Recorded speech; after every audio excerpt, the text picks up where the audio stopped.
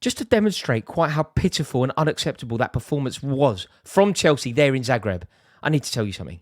Chelsea spent what? 250 million quid, we'll call it, in the summer. It's vulgar. 250 million quid. We entered Europe, we started spraying our money all over the place, and we spent 250 million quid. And that's the performance we get. Do you know what Dinamo Zagreb spent? £5 million. 5 million quid. That shows you what can be achieved when you have a manager who has a coherent strand, a coherent thought. When you have players who are desperate to win, that's what can be achieved. Chelsea were abysmal. We were tactically inept. We were clueless. And there are one, maybe two players from that entire squad that can hold their heads up tonight. Reece James and Raheem Sterling. The rest were appalling. And they should be embarrassed. They are not fit to wear that shirt. And the way that Thomas Tuchel has set that team up is embarrassing. We were so easy to beat. What are we good at? We can't score. We can't defend. We're incredibly boring. This was a travesty. It was a travesty and it was a symbolic result. You know, often in Europe, you get those definitive, symbolic moments.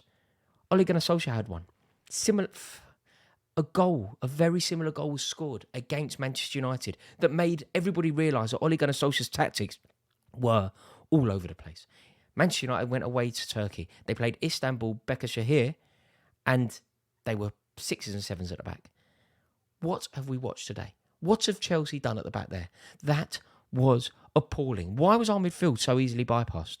Yes, the personnel need to take responsibility, but so does the manager. This is tactics, and we are getting it so wrong. Everybody who is not blindly loyal to Thomas Tuchel can see that this crop of players have totally lost all belief in this manager. There is no desperation from the players to protect this manager. The players are sick to the back teeth of this manager, and for that reason, if no other, he needs to go. I mean, literally, all it takes to beat us is what?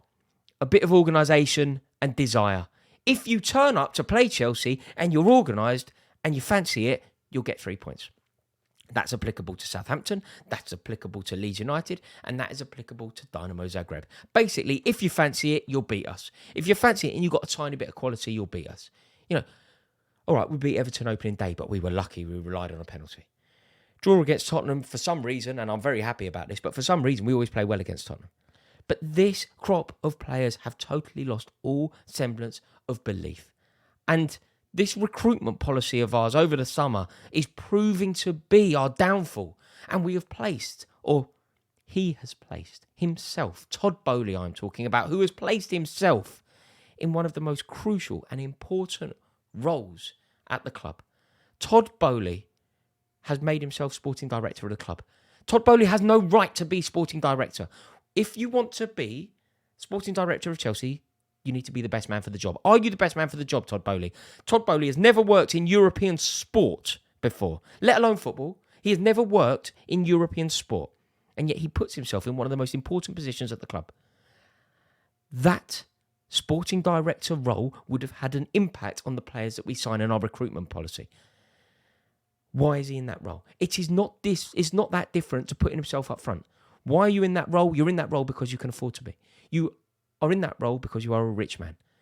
You aren't in that role because you are the best man for the job. And if you look at our recruitment, it has been dodgy. Koulibaly, everybody will tell me that he was appalling tonight. He was absolutely appalling, and he looked out of his depth at this level. At Champions League level, he looked completely and utterly out of his depth. Wesley Fofana, supposed to be the answer to our problems. When you saw Chelsea concede goals away at Ellen Road, you know, when you were looking at our back line, you're looking at Azpilicueta and you're looking at Thiago Silva. Thiago Silva is Rolls-Royce, king. But what he doesn't have, there is one quality that man doesn't have because of his age, and that is recovery pace. Azpilicueta has many, many failings, but he doesn't have recovery pace. Koulibaly, dodge, doesn't have recovery pace. So do you know what? Wesley Fofana felt like the answer because the one thing that you were going to get with Fofana was recovery pace. What is going on?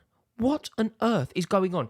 Chelsea have done what this summer? We've signed 2 centre-halves for about 120 million or something, and they're both pony. Like, appalling. I mean, Koulibaly was shocking. Like, what's he good at? Dreadful in possession, missed time tackles, been sent off already, out of position. Like, what are we doing? What are we doing? And if Thomas Tuchel is going to be part of this, if Thomas Tuchel is going to rectify these problems, he needs to sort them out. Or we need to find someone else who is.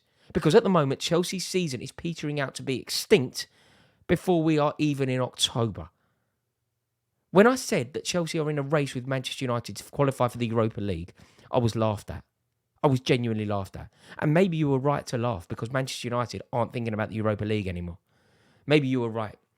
Maybe it's simply Chelsea. I mean, the one thing that Fofana was supposed to do was bring recovery pace. And that Orsic goal, got to give a quick shout out to Johnny Spencer in Vienna for that Orsic goal. But I thought he was brilliant. But Fofana was shocking. Like, shocking defending. He did nothing. Like, what did he do? He ran alongside him. He did nothing. You have to slide in. Make it difficult. Make it as difficult as possible. Kepa Arrizabalaga. So, huge statement made today by Thomas Tuchel, dropping Edouard Mendy. I think that was the right call. But then Kepa Arrizabalaga comes out and makes Orsic's mind up for him. Pitiful goalkeeping. Pathetic on so many levels.